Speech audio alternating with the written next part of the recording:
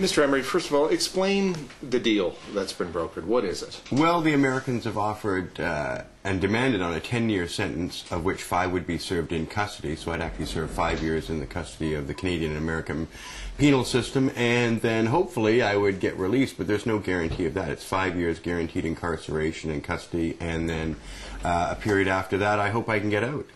What happens to the other 5 years of the 10-year sentence? Well, ultimately, hopefully I'll be able to get out on day parole. How was this deal brokered? Well, ultimately, my lawyers over the last 2 years have insisted there is no hope for me, that the Americans get everybody they ever seek, and that the Canadian government has signed these treaties that basically have outsourced our justice system to the Americans. So the Canadian police here couldn't get me on anything more than a $200 fine for selling seeds, and that wasn't enough to put me on ice, so they handed the file over to the DEA, who launched their investigation, and with a compliant puppet government in Ottawa, they have basically sent me off to a prison term of, quite some considerable length, 5 years, for basically selling seeds which contain no drug quality, which are only a $200 fine here in Canada, and no one else has ever been charged for over 10 years now for selling seeds. Well, they said I was facing 10, 20 years, and more importantly, my 2 co-accused would be serving jail time in the United States, so hopefully I'll be able to spare them that. By taking this offer, this awful offer, I'll keep Michelle out of jail, and she has Crohn's disease, and her lawyer said that she would die in prison if she were sent away, so, that's pretty compelling pressure to accept some kind of deal, whereas normally I'd be very interested in challenging this and creating a political crisis in this country of some proportion anyway, to show that the Canadian government is selling off our sovereignty extremely quickly. You must have known back before you were arrested in 2005 that this was inevitable, that at some point the United States government, the DEA, would want to try to make a point out of dealing with Marc Emery, did you not? Oh yeah, I thought they would do that, although I always thought that, since I'm a Canadian citizen, I've always done this, there's nothing violent, there's no harm here, there's no victim, nobody's ever complained. Everybody in Canada was completely complicit in what I was doing because I never got a complaint in 11 years here. Every politician from Jack Layton, who came to my home, to Larry Campbell, who spoke at my conferences, to Sam Sullivan, who's my neighbor, everybody in this community has always known what I was doing. I paid all my taxes on this. I have no charges in Canada, no income tax investigations. I've been compliant and transparent in every possible way. So I just thought my country would regard me as a Canadian citizen and judge me before a Canadian jury under Canadian law with a Canadian judge and peers. But I am getting none of that. I'm being sent off to the United States, but I wouldn't get a trial here, I wouldn't get a jury here, I wouldn't get a Canadian judge to listen to the facts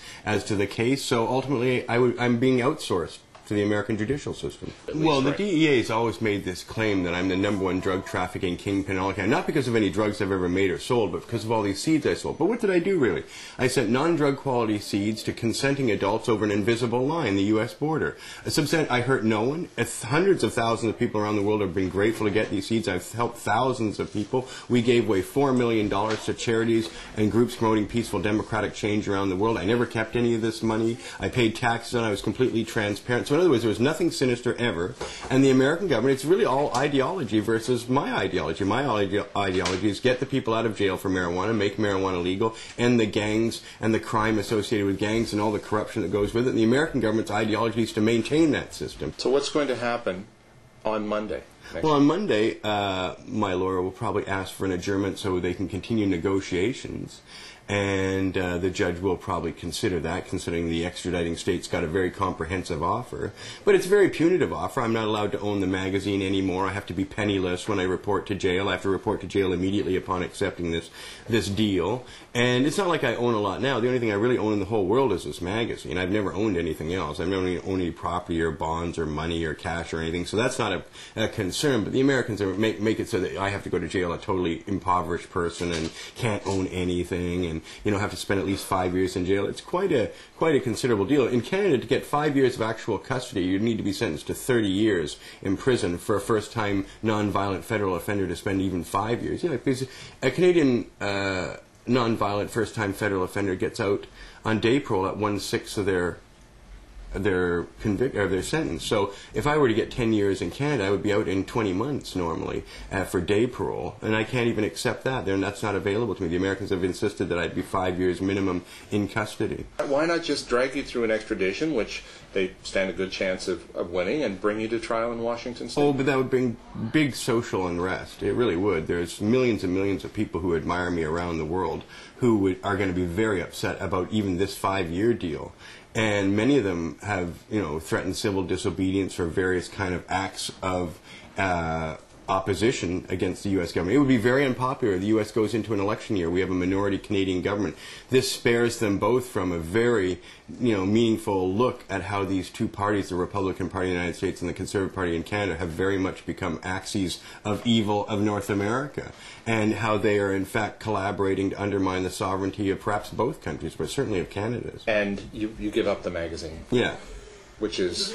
Well, it's my life. Well, it's not so much what it's worth. It's not worth a lot financially, but it's been going on for 14 years, and it's my baby, and it's worth a lot to the movement. It's worth a lot to the people. It doesn't have a lot of financial value, but I have to divest myself of everything because, the DEA considers everything the proceeds of crime, even though I never kept anything, and the proceeds of crime were the $4 million I gave out to all the charity groups, including drug addiction clinics. I paid for even the proportional representation ballot initiative in British Columbia in 2001. I gave $8,000 to the Green Party to pay for that. So the $4 million I gave away went to places all over the world, Supreme Court challenges, class action suits against the U.S. federal government, wonderful, wonderful things. So that's how we laundered the money. We gave it away to all these activist groups around the world. I heard you describe yourself as a martyr. I think at one point I even heard you say that you had been anointed by God to do this. Yeah. Why do you think? Oh, I've felt that this is my very unique destiny for over 30 years now. I've been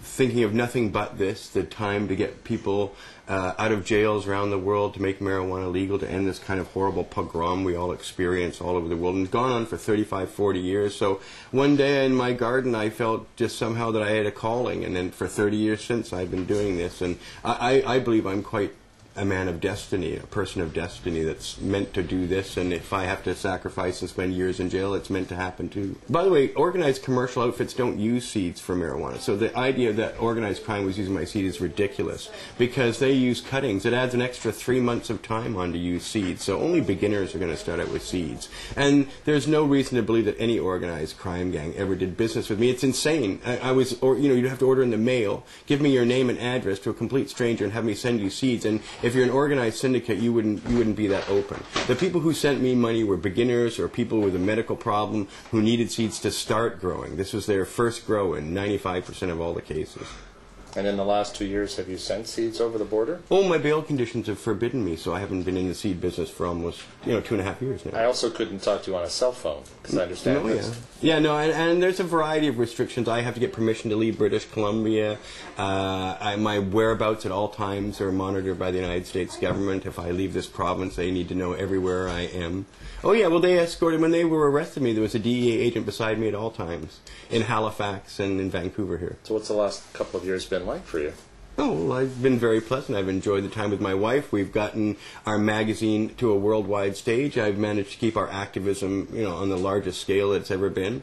And if anything, I've gotten a lot of A-list media interviews with 60 Minutes, the Washington Post, the New York Times, the Australian Broadcast Service. So everybody has investigated me, from the Wall Street Journal to the New York Times to 60 Minutes, and they found that I'm exactly what I say I am. And that's my most pleasing thing that I can go to jail with, is that everything I ever said was true is true, and everybody's always found that to be the case.